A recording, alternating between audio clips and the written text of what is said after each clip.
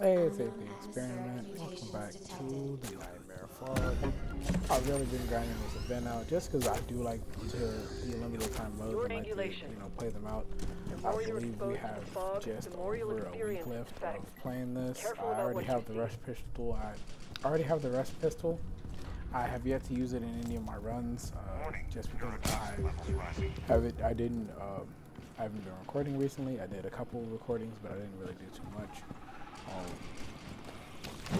just because my mood has kind of been off, but or whatever. But yeah, so I have the rest pistol. I just have yet to use it. I've pretty much been using a lot of the same characters just because I really do like Fuse. And I do feel like there are certain characters that work for this, and certain characters that I'm already not too keen on using that I just don't want to drag into it. I.e., I see no real point in using Vigil. I don't know feeling to be invisible. It's not very useful to me.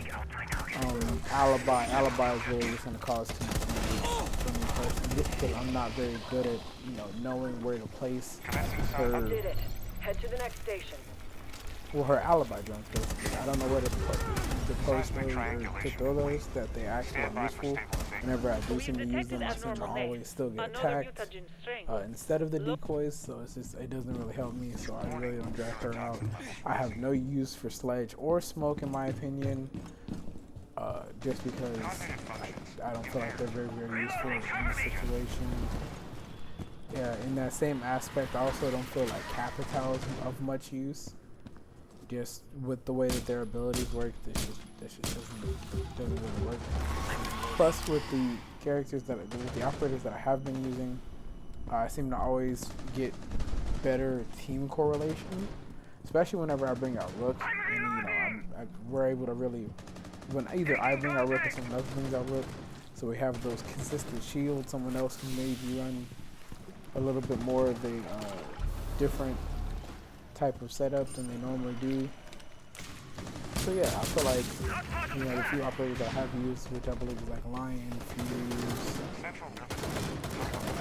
and a few others. I think it's fairly Lion, Fuse, Rook, Doc. Those are the ones I'm mostly been using so far. Just because I feel like those are the most effective. Oh, and Lion as well. Basically, and as well as Pulse. Those who will give me things like IQ if I need information, Jaeger to maybe hold down a certain location, Lion to scan for enemies, Pulse to scan for the heartbeat, for the nest. Like, these things are very effective, especially Lion, since Lion basically counteracts the entire paranoia, which I kind of wish that they would have set that up so that wouldn't happen. But literally, if you hit Lion's ability, it'll show you the real ones, so whenever the fake ones pop up, it won't have that little red perimeter around them that marks them like everything else does, which obviously makes it very, very easy to tell which ones are the imposters, even though there are obvious telltale signs. The grunts aren't as active, the rooters won't see you. What I did recently notice is that they are actually fake, or not fake, they're Nightmare Fog nests that pop up, which is very interesting because I did not know that that was a thing until recently. But the fact that that pops up is kind of weird. Again, it is kind of weird that this entire event is literally low-level grunts and bloaters, like to the point where you can kind of be a little bit more reckless than if you were playing, severe, playing a solo run on severe difficulty, or if you were running, critical difficulty. Like it's way easier than critical difficulty. Literally, the worst thing you have to worry about is the smashes and the rooters, and they're not really much of a problem. But yeah, I've done a lot of silent randoms, not a lot of talkative people, as far as I've seen.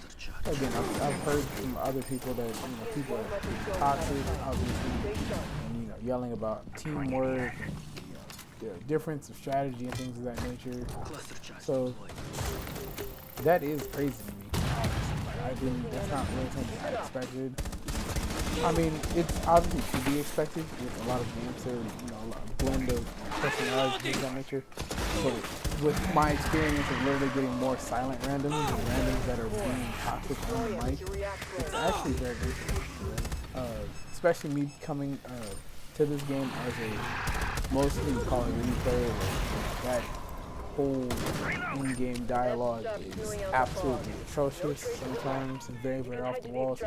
Like, Ubisoft normally has a more calm, clear communities as far as I've seen and I've experienced. Siege got it a bit toxic, and that's because a lot of people came from Call of Duty to Siege, and that's just to be expected.